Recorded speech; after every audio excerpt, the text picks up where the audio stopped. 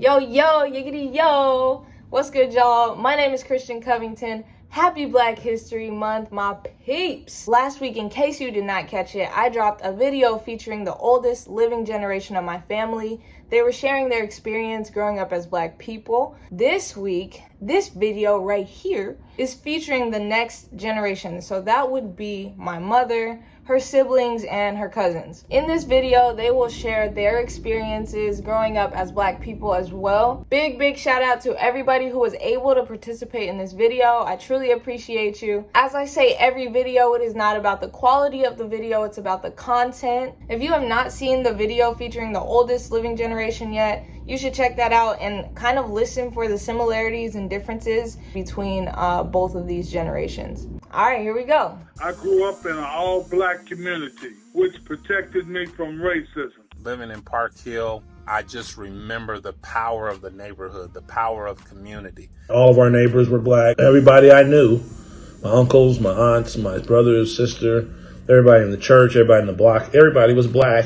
And we had a black and white television. So I thought everybody was Black. I felt safe. I felt comfortable. I felt like I was not alone. I remember people would leave their front doors open. Screen doors would be ajar. And I think the power of being in my own element with my own people made me feel secure. When I first went to kindergarten, we got on the bus. Everybody on the bus was Black, including the bus driver. They drove us to some Inglewood or something, I don't know. As soon as I got off the bus with my older sister, I saw these white people, and I thought they were from another planet. They were white. I'd never seen a white person ever, and I didn't know what to think. It was very difficult. For me, growing up Black was a little bit different. I grew up in private Catholic schools, and I was around predominantly whites. I grew up in Denver, Colorado. And my experience with the Black culture was mainly my family. I did participate in marches and Martin Luther King protests and everything else, but I never noticed a disparity or racism growing up because I was more protected by my family. My mom and dad moved from Denver, Colorado in 1963. And we moved here to San Jose, California. When we got here to San Jose, there were not very many Black people here. We went to school here, and there were very few Blacks. As a matter of fact, we weren't even called African Americans then. We were either Blacks or Negroes. Kind of started hanging out with the wrong crowd and wasn't doing as well. So I was not able to follow my sisters to the public school that everybody in our neighborhood went to, and I was put in a school called St. Joseph's. Myself and the other boy were the only two Black kids in the school from 5th through 8th grade. Once I got older, I really noticed a difference, and then I realized some of the experiences that I had when I was younger were racist, but I didn't take them as racist because of the white culture that I had grown up around. Growing up, Black was a little bit easier on me. It's harder on me now because I have nieces and nephews, especially my nephews, because you never know what's going to happen with them if they get pulled over for a speeding ticket, if they're in the wrong place at the wrong time. My first experience with racism did not happen until I was in high school. A friend and I would go to North Kansas City to shoot pool, which was a white community. One night after leaving the pool hall, we were racially profiled by the North Kansas City police. We were pulled over, detained. They ran our driver's license plates.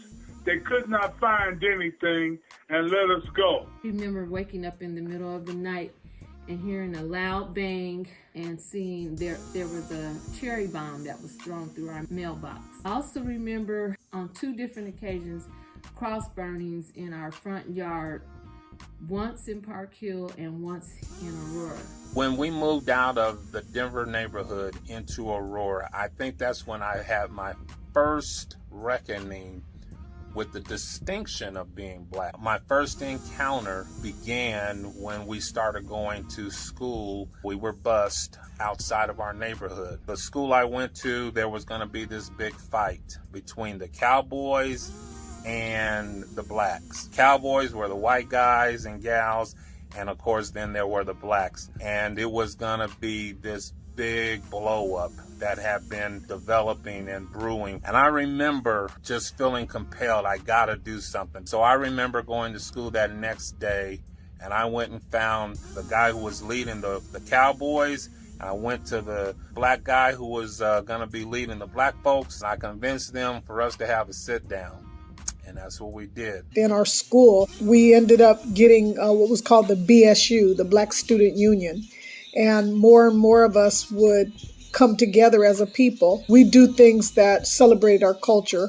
We found a way to immerse ourselves in our culture by joining the BSU, the drill teams. One of the big things that we had here in San Jose was the Juneteenth Festival. And then we also had Black History Month. We were very proud of the Buffalo Soldier, which was one of the magazines that was published about all of the events and the activities that we had. When I was about 28 years old and I was pregnant and living in Florida, I had applied for a job. And when I talked to the person on the phone, the man hired me. He said I was perfect and everything was great and that I would have the job. But when I appeared there and I was black, he told me there was no way that I could run his company. There was no way I would be hired because he would never let a black person run his company.